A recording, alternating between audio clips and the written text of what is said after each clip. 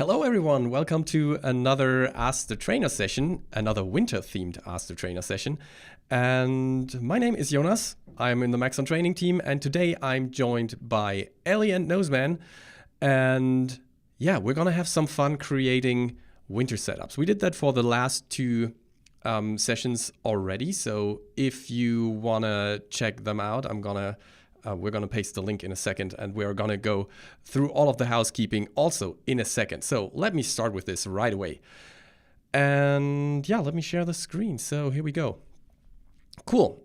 I am on the Maxon events page at the moment, and you can go there by going to maxon.net and then news, events, and this is where you go. We have exciting webinars coming up. You can see them all listed here.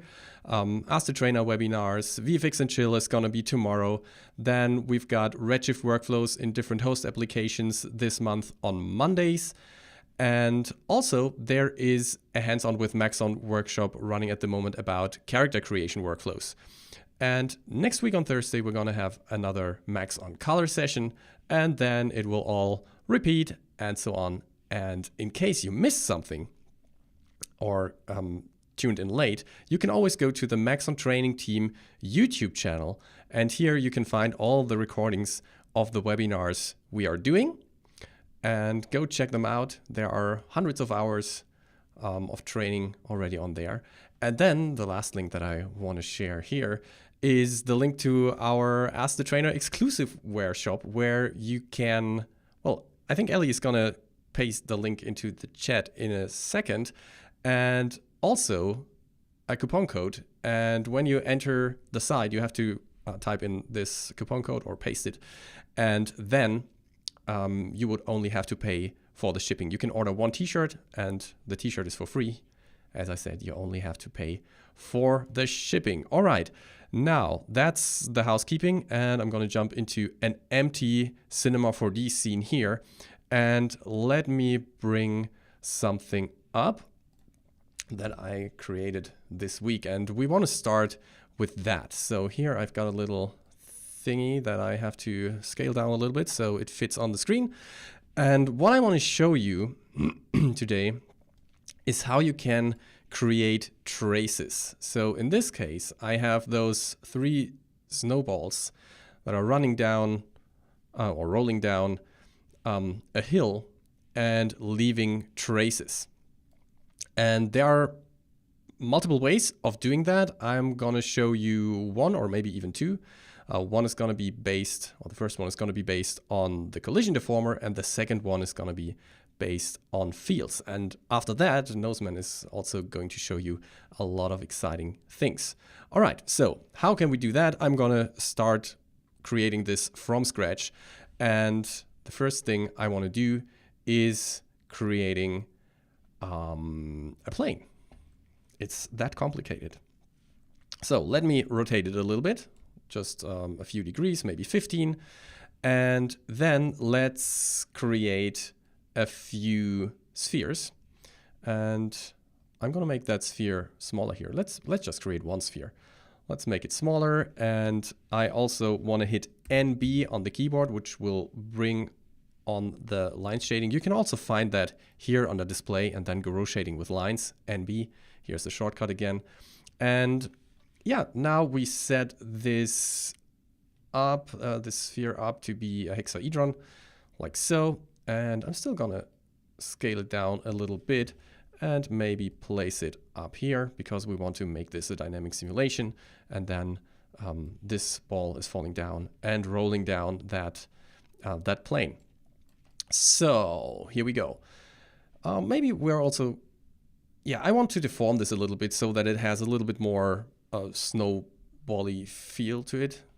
Can I say it like that? Snowbally feel? I don't know. However, and I'm gonna create a displacer here.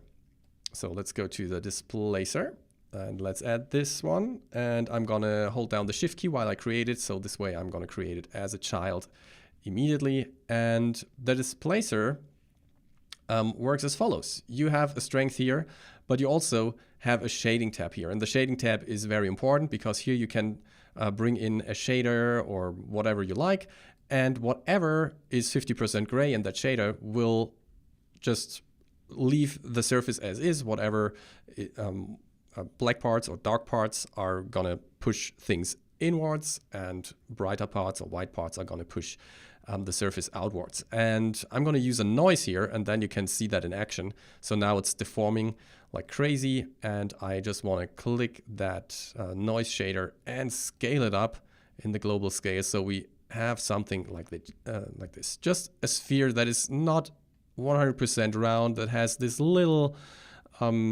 variation in it so that it doesn't roll down the hill like a ball, but like something that is more snowbally.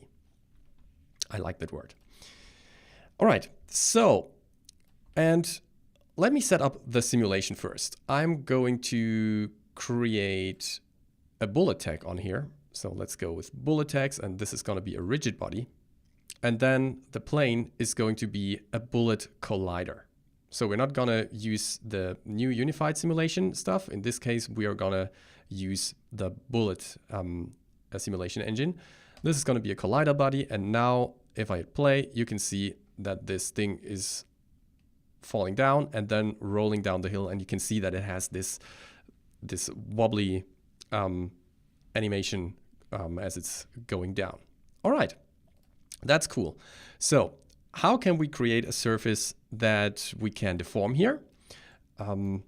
That's actually pretty easy. I want to keep this as the collider, but one thing that I also want to do is I want to create a surface that can be deformed, like some sort of snow.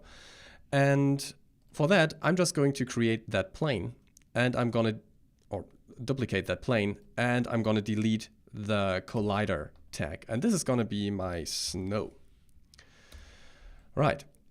So now with this snow, I can do many other things. First of all, if I want it to deform, I need to bring up the segments. So let's crank up the segments here. And also, I want to move this up a little bit. I'm going to use the move tool in using the world space coordinates and just move this a little bit up. And the cool thing about that is that I can now still run the simulation, but this plane is not a collider. So the sphere will fall through it, but then collide with the other plane. And what I can do with this now is I can add a deformer, and that deformer is called the collision deformer. And I'm gonna grab it here from the deformer menu, and let me find it. Collision, collision, collision. Where do we have it? Here it is. And I'm gonna hold down the shift key again, and now we have the collision deformer here. So we need some colliders, and let's define the colliders. In this case, it's just this sphere here.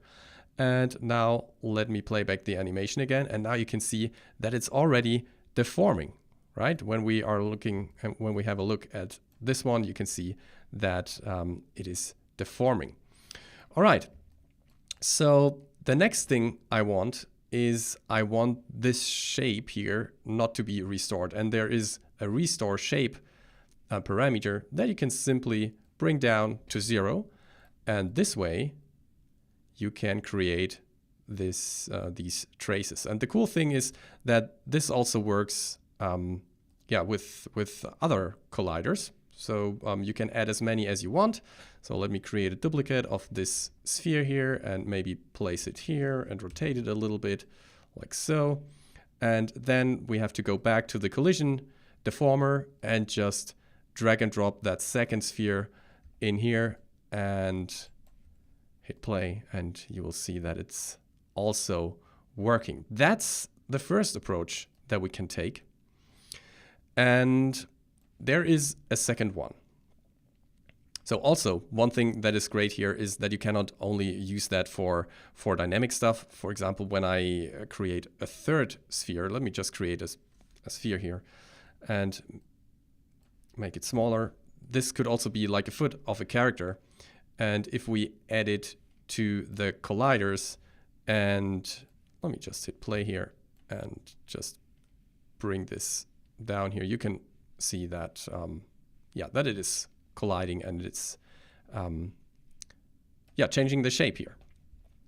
Okay, what is the other way?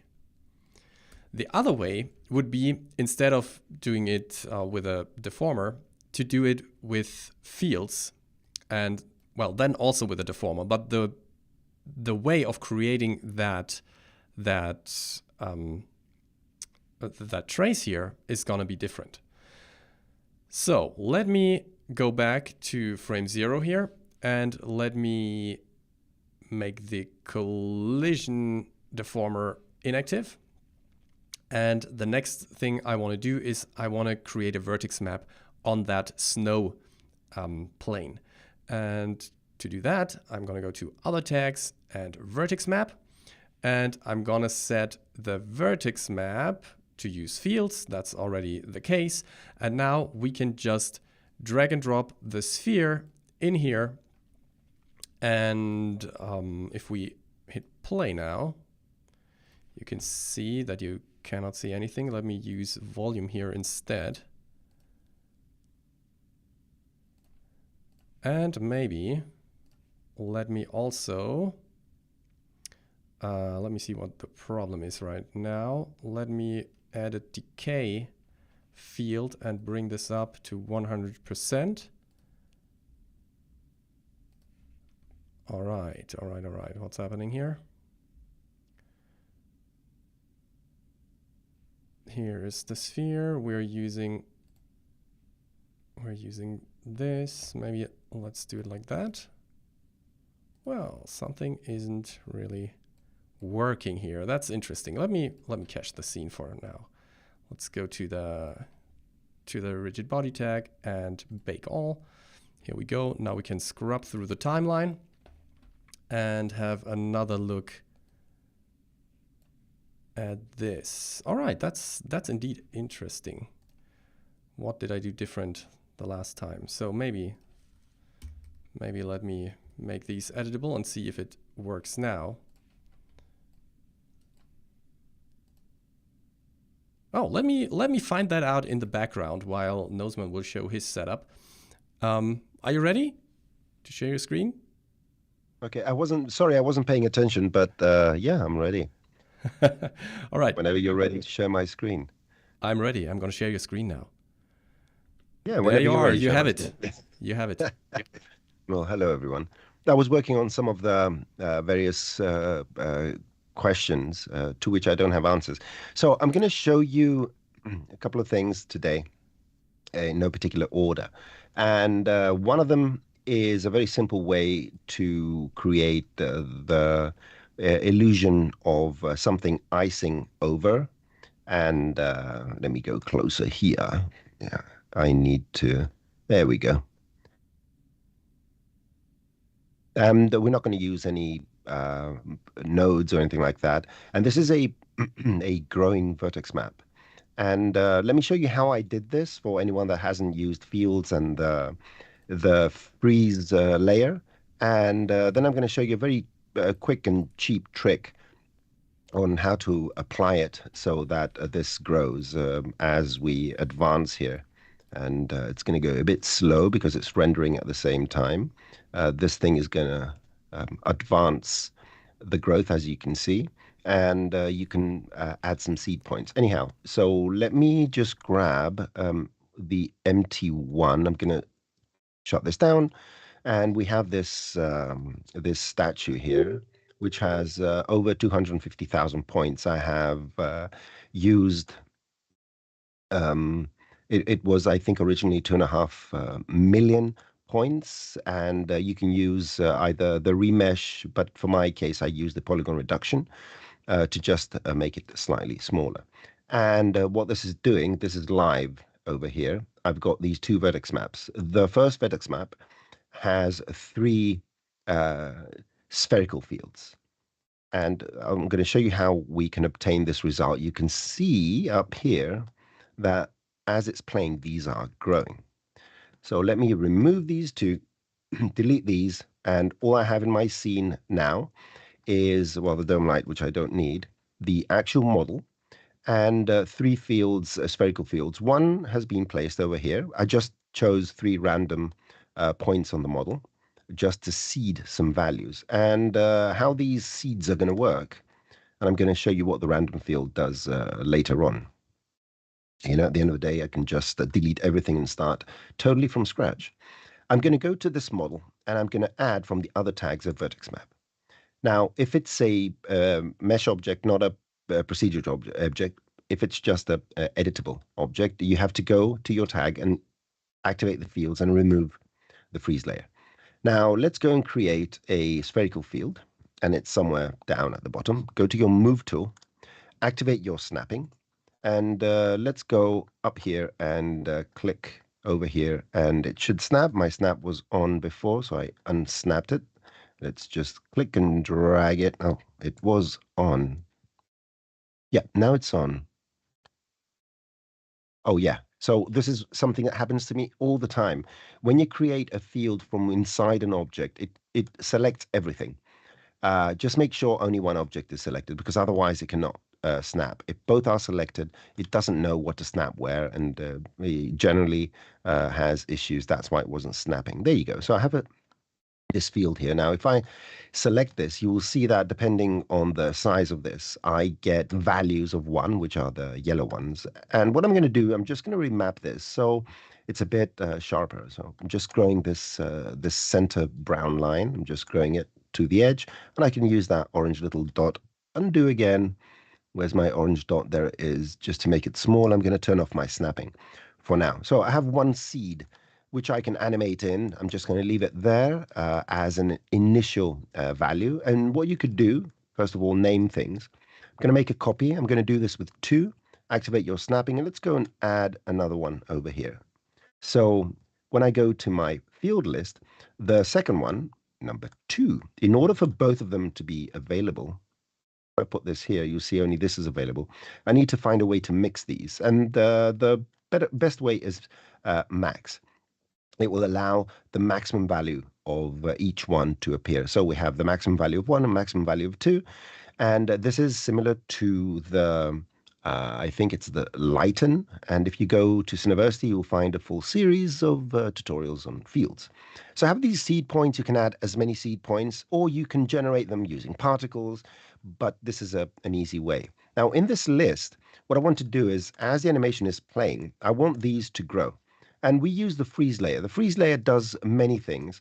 And one of them is, if you select it and you set the mode to grow, what it will do, it will measure around every point that has a value and measure, let's say, 10 centimeters, and propagate that value to every other. And then it will store that value for the next frame. And grow does that automatically. So if I press play now, you will see that these things grow. Now, one more thing that has been shown in numerous tutorials is that if you untwirl this, see that little arrow there, the radius value, which is this one over here, you can actually use a field to drive this value. And this is where I use the random. I'm going to go to my random field. I'm going to increase the scaling, and I'm going to add animation because I want it to, let's say, move to close any gaps. Make sure that you grab it and you put it in the radius. So what's going to happen now is, from the random field, which here's the visual representation, anything that has a value of 1 is going to provide a radius of 10. Everything that has a value of 0, will allow a radius of 0. And because this is moving around and it has many intermediate values, the freeze is going to grow by any range from 0 to 10, which means it's going to provide us with a more random growing pattern where you get these little divots here. And because I have that thing animated, it should move. Do I have it animated? Random field, animated 100%. And I set this to max usually because it's a matter of habit now. So if you see any gaps, it could be because 10, the value of 10, the maximum, is not enough to close those gaps. So it won't be able to do that. So go to the freeze, and if you see any gaps, like here on the shoulder, set it to 15, for example. And now we're going to have all the holes closed. And here it's growing. Now, if you want it to grow slower, you have to change the effect strength and it's going to bleed in. But anyhow, I'm happy with this. I have 100 frames. Now I want to use this. Everyone has approved it. I've got all the paperwork done and I'm not losing my job. So I can go to this and I can right click and say, bake as Alembic and delete. The only reason I'm doing that, it's going to make the rest of the tutorial much faster to deal with. You can keep this procedural to a great extent. So if I do this, it will take approximately 1 minute, 10 seconds. So I'm not going to do this. I'm going to load the one I already did. Now, when you're loading an Alembic tool which had any extra attributes that was saved, make sure the other attributes is on because this is by default off. Other attributes means any vertex maps, basically. And if you're bringing it from any third-party program, those are not called vertex maps or attributes. Now, if I press OK, what you will see now is the same statue, but now it's Alembic, and these things are growing. Now, one thing I forgot to show, and this was an answer to something which I don't know if I'm going to have time to show today, but nonetheless, let's go and find that original one. This is the one I just made. What I forgot to show you, which is very important, is whenever you have a freeze layer that's growing, the freeze layer, it's very helpful, but it's temperamental, just like me. And I cannot go and say, okay, let's add on top of this some sort of curve or something like that. It may cause problems. So the way I deal with this is by creating another vertex map. And this is a method that is used very often. Make sure it goes after. I'm going to name the first one growth. And I'm going to name the second one, let's call it a curve for whatever reason. Now, the second one, set it to fields. And I want to use the result from the first one. I can get rid of this freeze layer that's automatically created. I'm going to drag this in. So now it's just bringing the values from this one into this one over here. So we have no difference. But what if I want to add one of these effects on top? So the curve is the best one you can do. I reset it so that the tangents are not there. I can make this more contrasty. And you can see I'm creating this very hard contrast. And you can add other effects like the delays and the decays and all that kind of stuff. You can add them to a secondary one, and that will help you solve any potential problems. So this is the second one, and here I called it curve. I call it something else over here. Here I'm calling it contrasted because it's contrasted. So we have now an alembic that has the initial one with 3 seeds. That's what I saved. You can see it's nice and blurry. And this one, which is the same version, but it's more contrasty. And it's all saved. So how do we create that growth? Well, this is not at all difficult. You make a copy of this, you make it editable, you remove everything. And what I like to do to begin with, let me close this. I'm going to get them both and color them. Basic or automatic. I'm going to make one red and the other one green. So now they are perfectly overlapping. I'm going to take the green one and I'm going to contract it very slightly. So use a plane effector. I'm going to go to my plane effector and set the parameter I want it to move is, let's say, minus 0.1 in the Z. Now, the Z direction is the normal direction when the effector is a deformer. So go to point. Now you can see it's sort of inset by 0.1 centimeter. I can make this minus 0.3.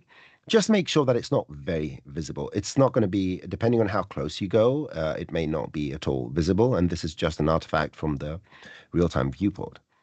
So let's quickly, I could do this in Redshift, but I don't have to. I'm going to create 2 very quick materials, or not, because I have the colors, so I don't even need to do that. Now, after I've contracted it, what I can do now is offset it. So I'm going to call this contract. I'll create another one. This one, I could have made a copy, but sorry, I forgot. I prefer 10 clicks to 1 click sometimes. And I'm going to set it to point. So now this one is getting inflated. And the amount I want it to inflate is, if we go to the plane effector, I'm going to call this inflate. The amount, if you go to the fields, is this. So now what we have is a situation where wherever we had the vertex map, we have this secondary mesh. And this secondary mesh is just being offset slightly, and it's creating the illusion that something is growing on Athena's skin. And the great thing about this is that all you have to do is go and colorize this with some sort of icy, transparent thingamadoodle, and the rest with whatever you want to do, marble or something like that. So you have the ability to do that. And one thing I've done, I think in this one, which no, that's not the final. This I think is the final. What I did, I've got the plaster. Let me bring up the material, which is just one of the preset materials we have from the asset manager. And I have this simple ice. And I added to the simple ice the round corner shader in the bump map. And what this will do is it will allow for these two things to blend a bit better when one is on top of the other. So let me turn this on and go close. You'll see the head quite close here. There you go. It creates a more smooth transition between these two things. And providing you created the material that's a bit better, what you see here is just going to evolve, just take some time because, again, the total scene has over 500,000 polygons. And you can see that this is going to be growing. So this is effect number one. How do you create a controlled growth on an object and use that extra growth, which is nothing more than a displaced mesh of the same object? We can control it using that method, and then you just add a material and it pops through and it becomes, it appears to be ice growing. Okay, so let me close this, let me turn off this. And let me press Control and close this. And now I'm going to show you how far you can take it. B. Havana, sorry, I was doing this. I keep showing it to you. So here's Athena. I'm going to turn everything off, which in Greek is Athena, right? So the goddess of wisdom. And her owl was called Sophia with a PH, which is wisdom. So we have this playing here, and this is a standard material. And in the standard material, I've added a vertex map with that contrasted with a colorizer to create the red and yellow colors. What I want to do now is I want to find a way so that some icicles grow on uh, Athena, where I have some splines, because the ice is going to propagate and then it's going to create the icicle. And this is what I've done with this setup. I'm going to go rewind. I'm going to go to frame 35 before it touches maybe 40. And then I'm going to press play. And what you're seeing here, look underneath here, pay attention here. Look under her chin. Whoop, there it goes. It's growing. And that's procedural. There's no keyframes taking place. And I'm going to show you how you can do this by transferring the values from the yellow thing, the growth, to the spline, and then the spline with the growing values on the spline to a volume measure, volume build and volume measure, and it will grow automatically. And all you have to do for any icicle you want to create, you reproduce this setup here. You create another spline, but it stays automatic. So let me delete everything except for the spline. And I've got my notes in front of me because you never know if something goes wrong. Okay. Tell me about it. Yeah, exactly. So what I've done here, just to let you know, and how vertex maps work on splines, is the following. You just draw any spline. So let's go to my object and my spline tool and deselect this. You draw any spline. Press escape. Spline's done. Excellent. Then you tell it to be linear and no subdivisions. And you basically select the points and you right click and you say subdivide, US. And this uses the intermediate points. So it's going to divide it quite equally now. Yeah, it's a weird day. Nothing is working today. The menu is stuck open. Okay. Interesting. Oh, there you go. Let me just close a few of these files just to make sure that I'm not reaching any RAM thingy because, yeah, I do forget that these are quite big models. Anyway, where were we? So just in So case if it's still lagging, I can show US, the no, solution of the other sorry, scene when you want to I restart. apologize. I apologize. Everything is fine. Okay. My Dell workstation is unbeatable. So I'm Yes. pressing US, so I'm subdividing this. Now, the number of subdivisions doesn't really matter as long as we are aware that we need that distance between the points need to be smaller than whatever we're going to put in that grow when we make it. But this is how I made the spline, right? That was just show how to make the spline. And here it is. And it's touching her skin, her chin. There you go. And here's what I'm going to do now. The spline, let's go back. Let's rewind here. The spline itself needs a vertex map. So go to other tags and add a vertex map. Select it, activate fields, use fields, go here and delete this. So I want this to start growing that value when the values of Athena touch this. So basically I need to drive this using this over here, which is the contrasted. And basically what's going to happen is that look at that, now they go white. So when those things touch the spline, when these values touch the spline, it just goes white. Now there's a reason this happens. Because the mode is nearest, each point is going to try and find the nearest polygon, nearest vertex map. So this may read this or this, and this is not going to work for what we're trying to do. We want to confine that seeding to something very close. So we're going to use what's called average here. And I'm going to set this to 5 centimeters. And what this is going to do is if this spline, 5 centimeters close to any of these points, reads a value from this vertex map, it's going to transfer that vertex map. So now, as I continue playing, you will see that these ones, which are within that range of 5, have been turned yellow. They've read the value. We've transferred the value from that vertex map onto the other objects on the spline's vertex map. So what I need to do now is, in the same way, I need to grow it. So let's go on top of this. Let me rewind first. To grow it again, what do? We add a freeze and put it again on max, set this to grow, set the growing distance, let's say to, I'll leave it at 10 for now. And let's go what this is going to do. So the propagation will happen around frame 45, frame 50.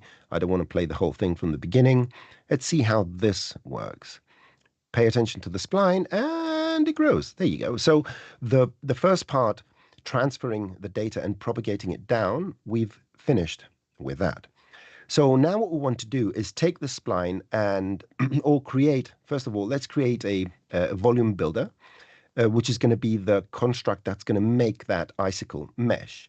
I'm going to set it to fog because I want to have better control over the values, and I'm going to use fields as well to do that.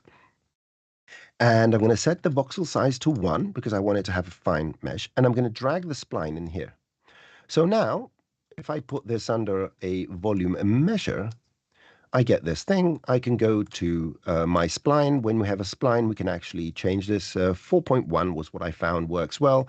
Density, keep it at 1, so it creates a continuous object, and taper it out. So we have this sort of icicle thingy, which you can put deformers on. It's a mesh. You can do whatever you want. Now, the problem with this is that the volume builder is reading the points of the mesh itself. So it's going to generate that despite what values it has here. So here's the final problem we need to solve. We need to find a way for these vertex values to inform the builder to only build volumes where these values exist. So where we have some sort of value. So rewind this. Let's go to frame 45. Let's press play just so that the values propagate halfway down. That's where we're going to stop it. So the values are now at the top. Stop. There you go. So the values are up to here. How do I insert the vertex map data into the volume builder so that it only creates a volume up to this point and not the whole thing? Well, in order to bring vertex maps into volume builders, we have to put them through a field. And the best field to do that is the group field. So go here and add a group field on top. That's the first part. In the group field, I'm going to put it just underneath here. The group field needs to read the data we're going to propagate to the volume. And this is the vertex map over here. And the last piece of the puzzle is, first of all, we want the group field to not create a volume based on a 200 by 200 by 200 box, because fields don't have geometry, and a volume builder needs geometry in order to create that. And currently it just creates a little box. Just change the box to objects below. And what this is doing now, it's only creating based on whatever is underneath it. But I don't want it to be in normal. I want it to be in multiply, so that the values of these, which are between 0 and 1, will be multiplied over the value of 1 which exists around the spline, and will allow us to control how long this is going to be. Turn this on, and now we can rewind. And why aren't you updating, sir? Okay, let me do that. I'm going to go to the group field, vertex map. That is very interesting because my vertex doesn't have values. And yet this, see if what did I do here? Group. Yeah, well, oh, yeah, it was an update issue. I turned it on and off and it worked. Okay, if it has update issues, just turn them on and off and it will be fixed. So let's go again to frame 40. Let's press play. Let's let it move on. And we should have a little icicle that pops up and starts growing.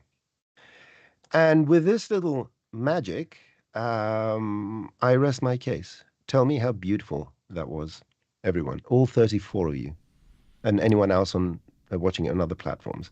Any questions? Let me know. It was really beautiful. Seriously, this setup is amazing.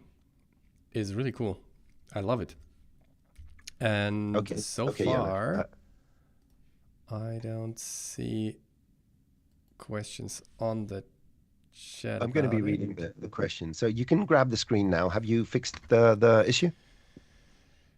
Well, fixed is, well, yes. So for my case, I fixed it. So let me grab the screen. So now I have the screen back. So what was the problem? For some reason, this vertex map here didn't like the sphere to be deformed when it's simulated. So the moment I switch it off, and now it seems like I have an update issue here. All right, so here we go. The moment it's not deformed, it's working as expected. And now it isn't anymore. So let me just current state to object that thing. And now I have it here. And let's just get rid of the others. And if I use this sphere instead, now I have to delete this one and just use this one here. Then you can see that it works. All right. So the next thing I'm going to do here is I just want the volume. And now you cannot really see it. But what we can do is we can add a decay field. You can find that here. And with the decay, we can create traces, right? So now you can see that it is leaving a trace. And we can set the effect strength to 100%. And this way, it will just create a trace and it's going to stay. All right. So now I'm going to use the very same trick that Noseman just used. I'm going to rename the first vertex map to 1. And I'm just going to create a copy here simply by control dragging it over. I'm going to rename this to 2. And in this case, I just want to get rid of everything in here and use the good old trick of reading the first vertex map in the second one. So now the two are identical, but what we can do here is we can adjust the mode from nearest to be, for example, average. And average will blur everything out here. We can reduce the radius and just bring it down here. Actually, we don't have to do it in here. Maybe let me delete this. We don't need that second vertex map. Anyhow, it's good that I showed that trick again. So what I want to do instead, let me delete this, is I directly want to deform this snow plane, and I'm going to use the displace deformer for it. So here's the displacer. I'm going to make it a child. We can also get rid of the collision deformer. We don't need it anymore. And in here, as I said earlier, in the shading tab, we can add a shader. And everything that is gray will keep the original geometry. Everything that is white will come up. Everything that is black will be pushed down. And what we can do here is we can just add a color shader. Right? So if we add the color shader and it's white, it will, the whole geometry will be pushed up because that's normal direction. But as soon as I bring it down to a black value, you can see that it's being pushed down. And in the displacer, we can set the height to a little bit more. That was too much. And maybe let me go with 15.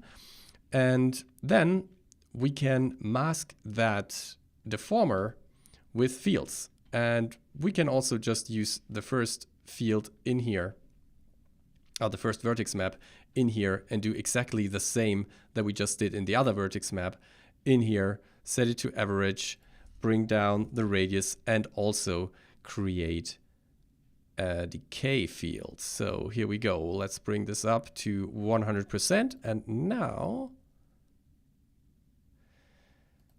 something is wrong with my thinking today. Okay, so let's see. So here we go. This is actually working. Here we go. Average radius. Let me untick this just to test it. Oh wow. Right. Okay, let me delete these two. Let me go the other way again. And let me just try this. This way. All right, so here we go. Now we have this.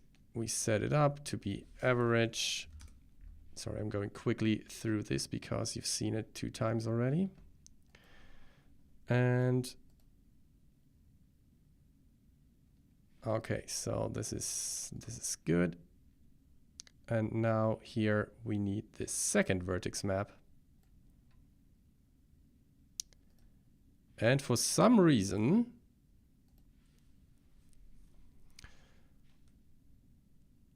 that is really interesting. That is really interesting. All right. Do you have an idea, Noseman? I'm replying to questions. What has happened? Give me a quick description. So what is happening? What we have here is a vertex map, and this vertex map is creating a trace. Show me the trace.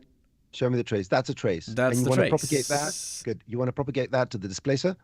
Yes, exactly. All right. Go to the displacer. Go to the displacer. Turn off the fields.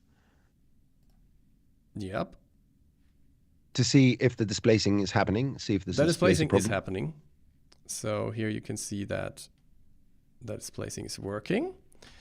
And here we have The displacing is happening. Good. this. Maybe it's an update issue. Let me try that. Let me animate this radius here. So here we Instead go. of displacer, try plane effector. See if it's an effector problem. Let me quickly do. Oh, that was wrong. Let me quickly do this and just set a keyframe. This way it will force an update every time.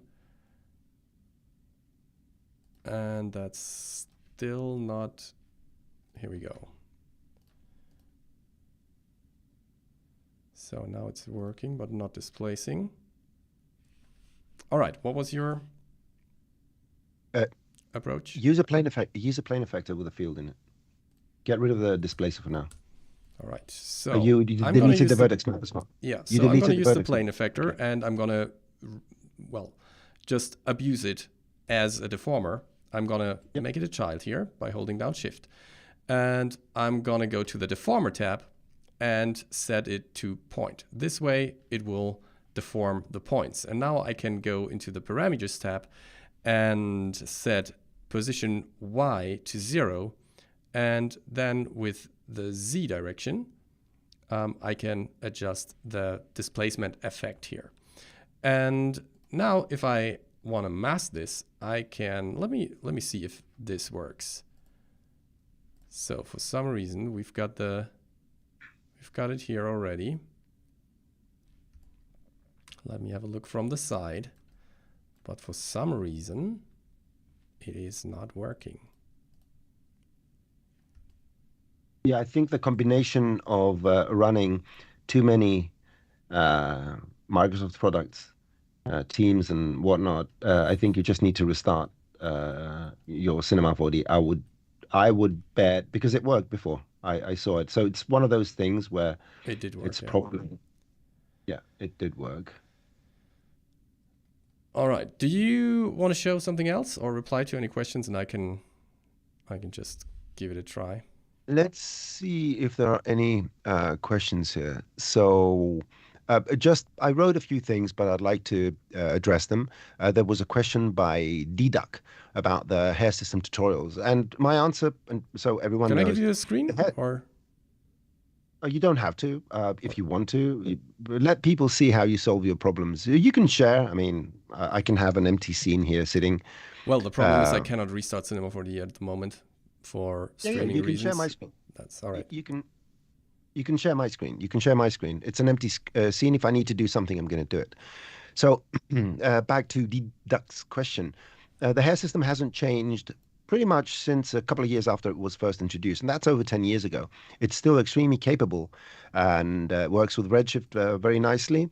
So every single tutorial you can find, there are hundreds of third-party tutorials on YouTube by various users and Cineversity. Everything you see there is very relevant. All you have to do is be aware that the buttons in the newest version of Cinema 4D since R26 have changed a bit. Can I also drop in a plug? Because I'm currently doing a workshop with Joe Herman, and yesterday he did a whole sort of 2 hours on texturing Redshift and then adding hair using like the principled hair shader. So that can be found on the training team YouTube channel.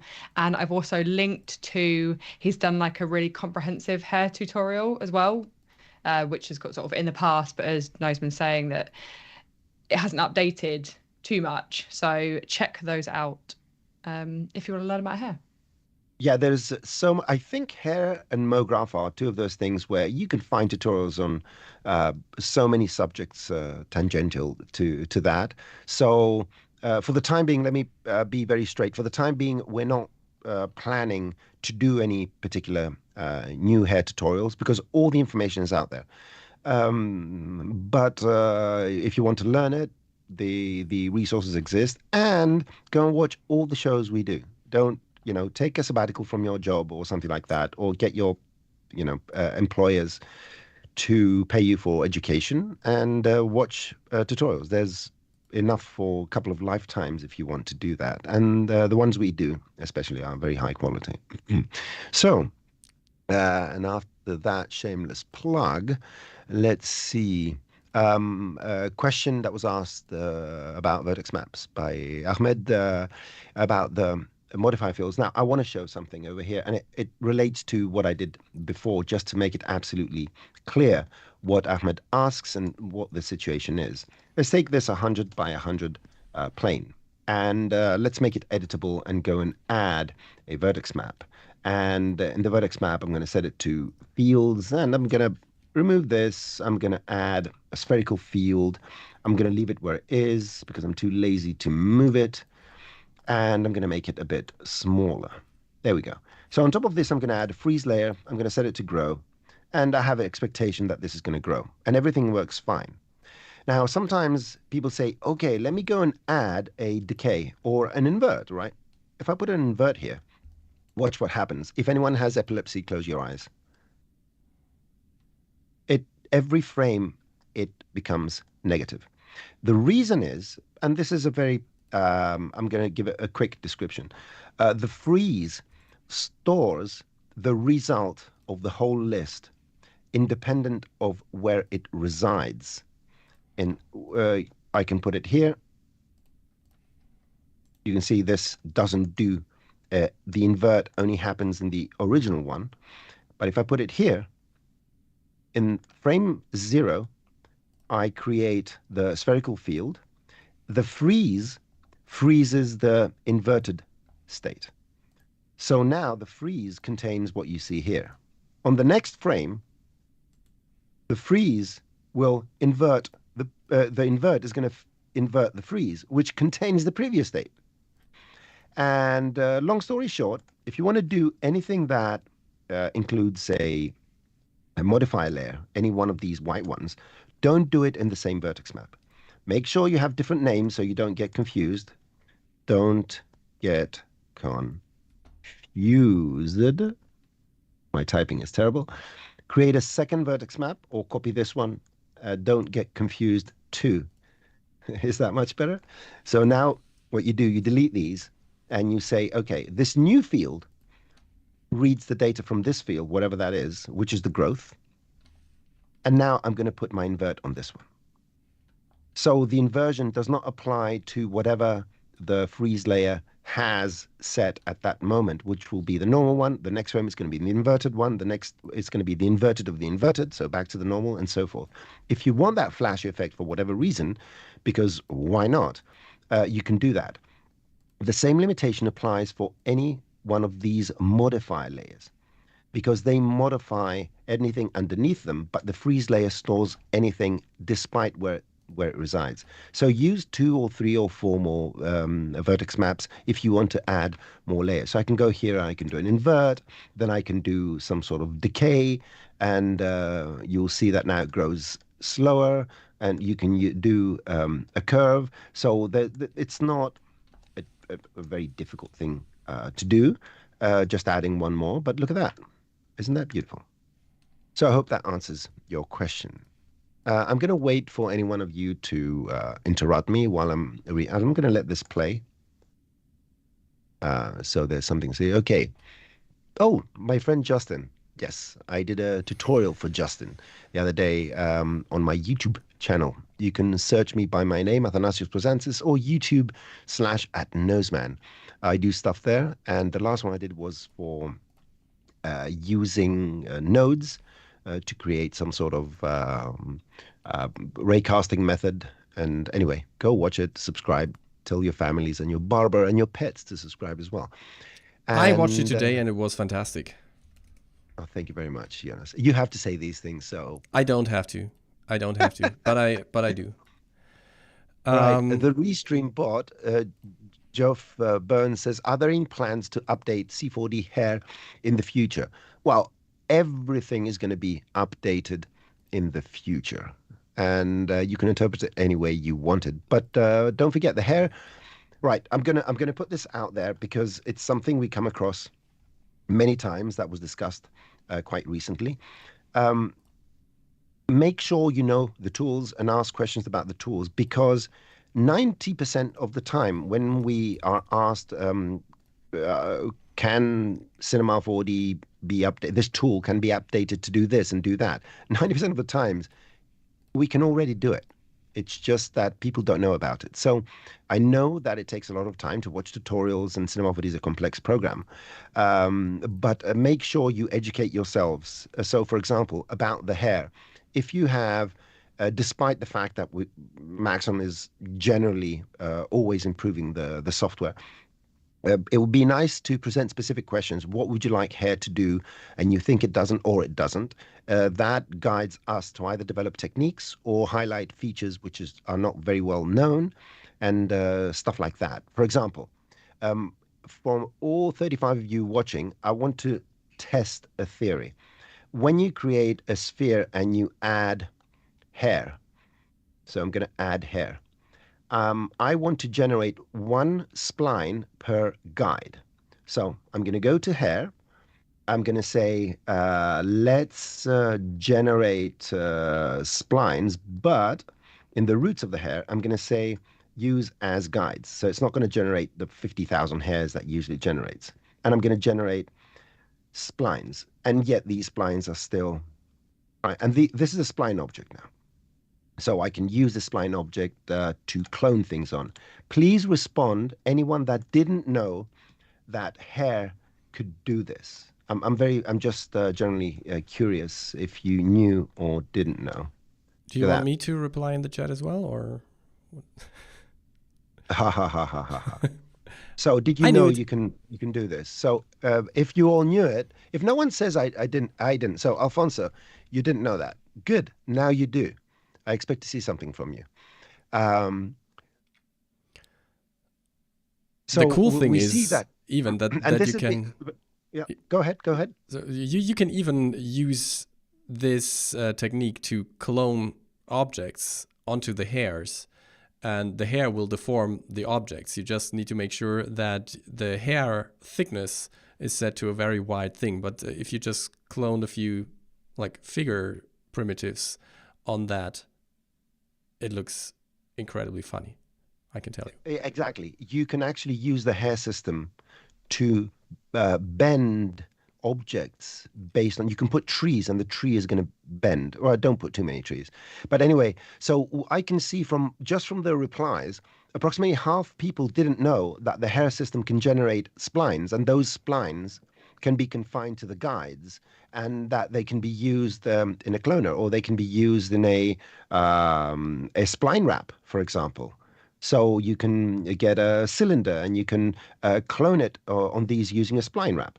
So if you watch my jellyfish presentation, I use this method with the spline wrap, because the spline wrap creates clones for every segment.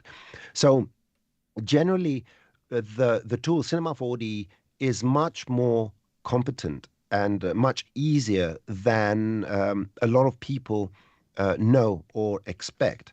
So put trust in your trainers, us, I mean. Ask specific questions about some outcome you want to achieve when you want to do something, and that will help us create more content which is closer to what your expectations are from Cinema 4D. Okay, so that's all I have to say. Let me, you can take it from me. And all right.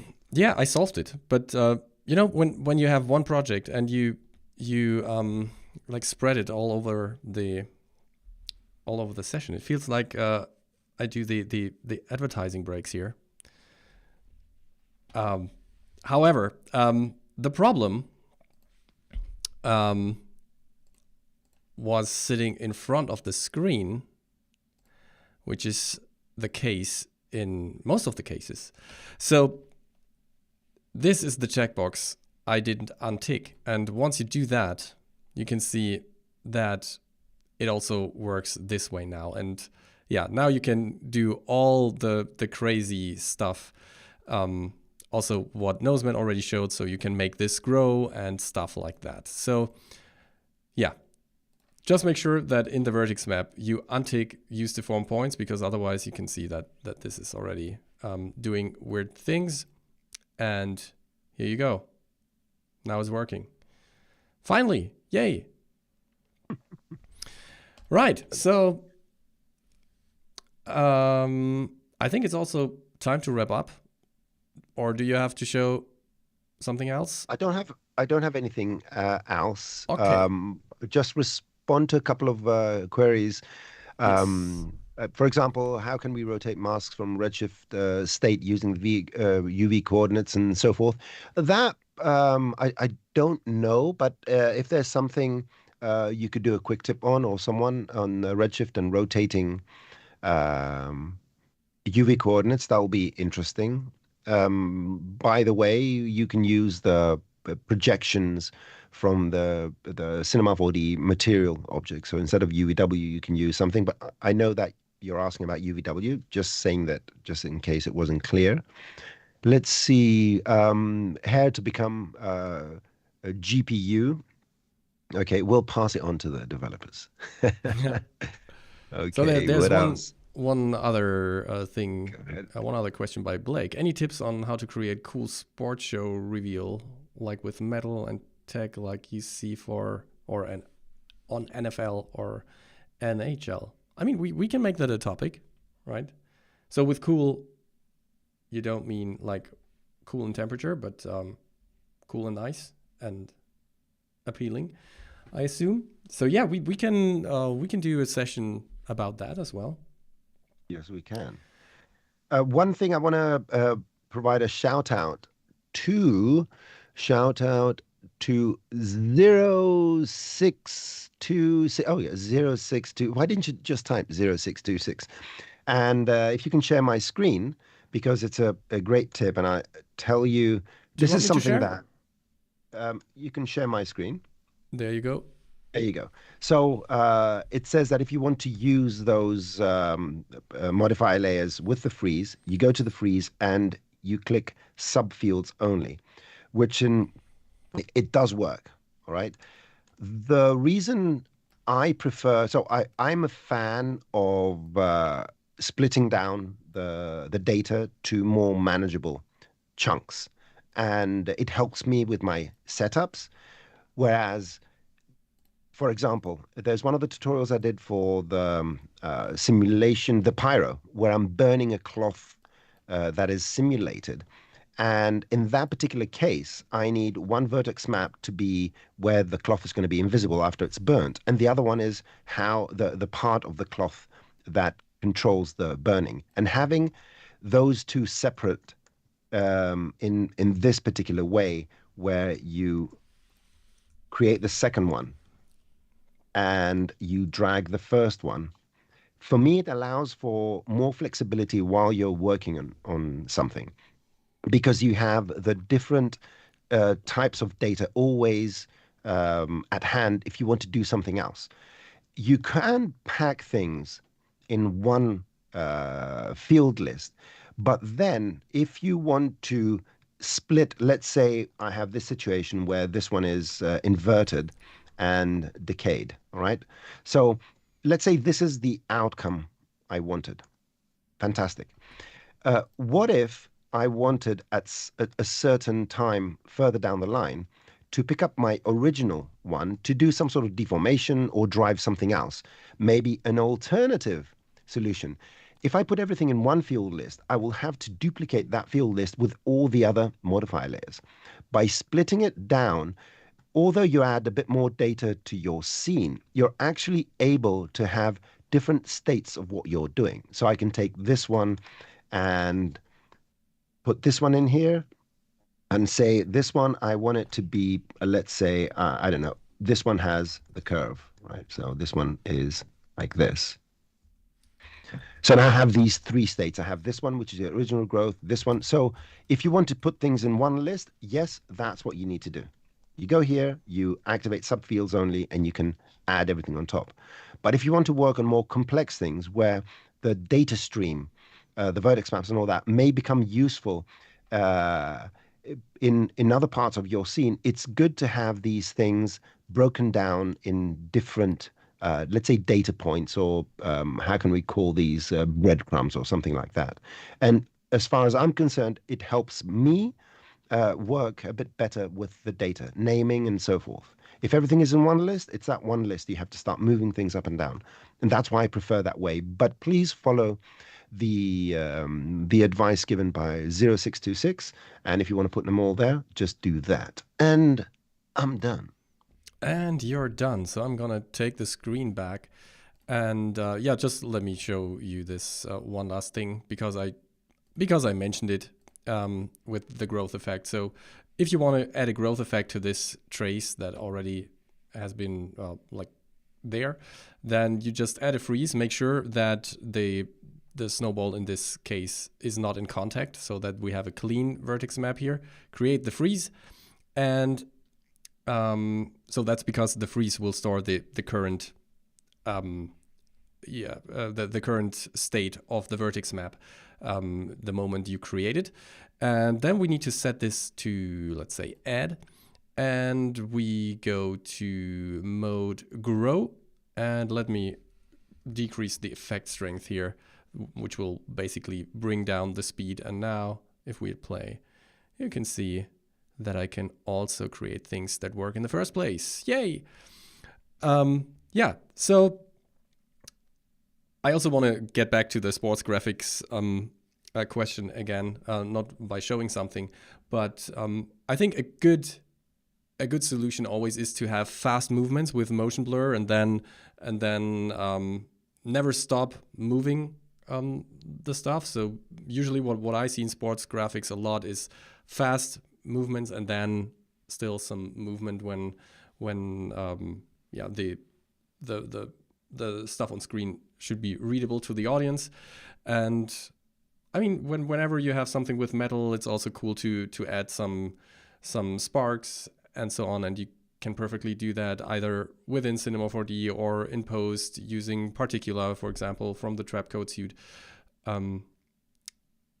stuff like that, and also smoke. You can do that using the Pyro system or also using Particula. There are so many ways of doing stuff. Always use good glows like optical glow. It's you can do amazing stuff with that stuff with those plugins. So yeah, let me jump to the housekeeping now, and here we go. So yeah, again, there is a site called maxon.net/events. I'm going to share it in the chat again. So if you go there, you find all the things that we are doing, all the webinars, all the workshops that we are doing online. Tomorrow we have VFX and Chill. Then there's going to be another demystifying post-production Monday about Redshift workflows in other DCCs than Cinema 4D, which is also quite exciting. We have a character workshop going on at the moment on Wednesdays with Joe Herman and Ellie. And next week we're going to have Max on Color on Thursday. And then the whole thing is going to repeat until the next Ask the Trainer, which is on site 2 actually. But in the next Ask the Trainer, we will have, well, a guest. And this guest is no one else than Grayscale Gorilla himself. Nick Campbell is going to be with us the next time in the next Ask the Trainer. So that's going to be exciting. Make sure you tune in. And yeah, in case you came late to this session, or you want to catch up with any of the other workshops and webinars that we are doing, just go to the Maxon Training Team YouTube channel. And yeah, here you can watch the recordings of all of these sessions. And then also, we have this exciting Maxon Ask the Trainer exclusive wear shop where, wait, I'm going to share the link again. So here you go. And you need to type in that passcode, that passphrase that I shared as well. And yeah, then you can enter the stream, not the stream, the shop, sorry. And you can order one t-shirt for free, and you only have to pay for the shipping. All right, that's pretty much everything Jonas, we wanted to share. What's up? After today's torment, I give you tomorrow off. You can take a long weekend. I can take a long weekend. That's good. You can take Monday off as well, and Tuesday. No, Tuesday we have to talk. Well, but I would love to take Tuesday off. However, okay. That's discussions we can have offline. However, if you are interested, we can make a whole show about vacation discussions, which is also quite exciting. All right, so I would say see you everyone in the next Ask the Trainer session with Nick Campbell. But also make sure you tune in to all the other live streams we're doing.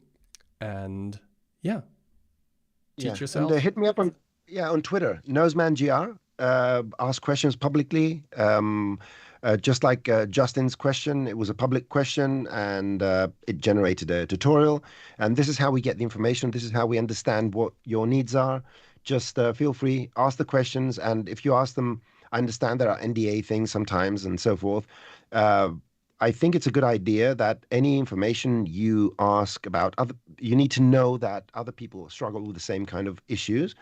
So ask any questions. If you have any scenes, simplify them, send scene files and all that, and we'll do our best to support you. You can also email. Jonas, what's the email for the training team? Oh, in this case, it's askthetrainer@maxon.net. And there you have it. Yeah. All right. So I think we have it. See you, everyone. See you next time. Bye-bye. Thanks for watching. coming. Bye.